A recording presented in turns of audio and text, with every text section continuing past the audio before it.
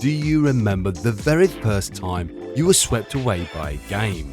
Not because of its story, its graphics, or even its combat, but because of the world itself. Now, maybe you climbed a mountain in Skyrim just to see the view.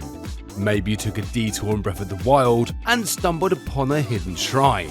Or maybe you lost hours to Minecraft. Either way, exploration games are the heartbeat of gaming's sense of wonder.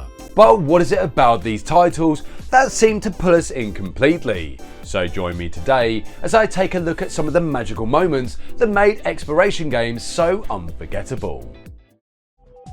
Now, to understand the sense of adventure in exploration games, we need to first look at us as human beings. Why do we feel that magnetic pull to step into the unknown, even if it's virtually? And the answer lays in our very DNA. And when it comes to the illustrious world of gaming, this curiosity manifests itself in powerful ways. For example, when it comes to Legend of Zelda Breath of the Wild, this game doesn't prod you to explore with quest markers or heavy-handed tutorials. Instead, it places a mountain on the horizon and dares you to climb it. That's the magic of exploration games. They're a reflection of you, the gamer. You know, where you go, what you do, and how you play.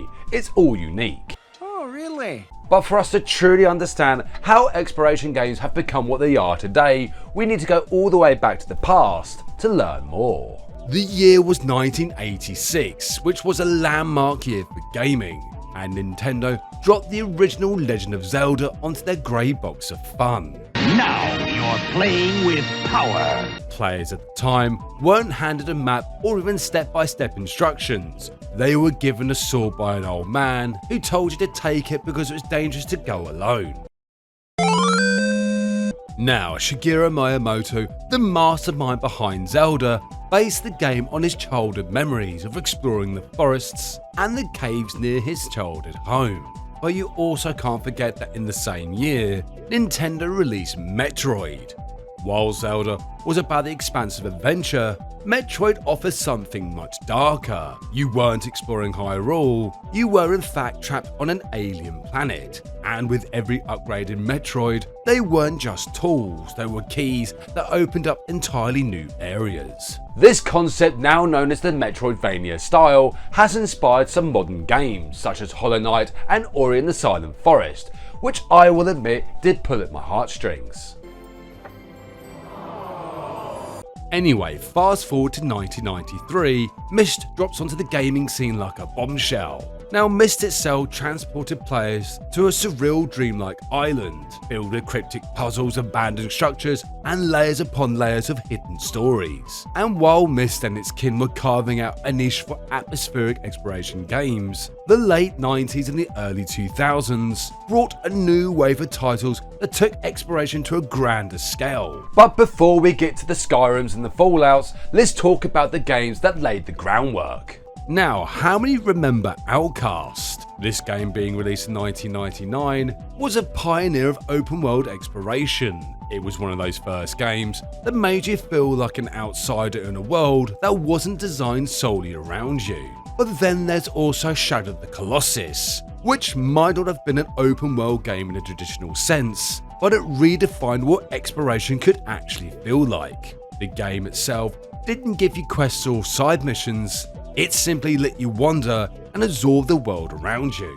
And although I have mentioned Metroid already, we can't talk about this era without mentioning the legendary Metroid Prime.